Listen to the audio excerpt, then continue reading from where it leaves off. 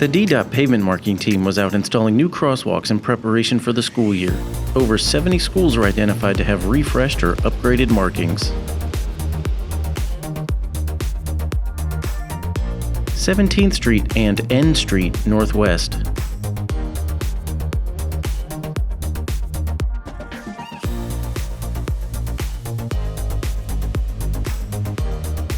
Upshur Street between 13th and 14th Street Northwest.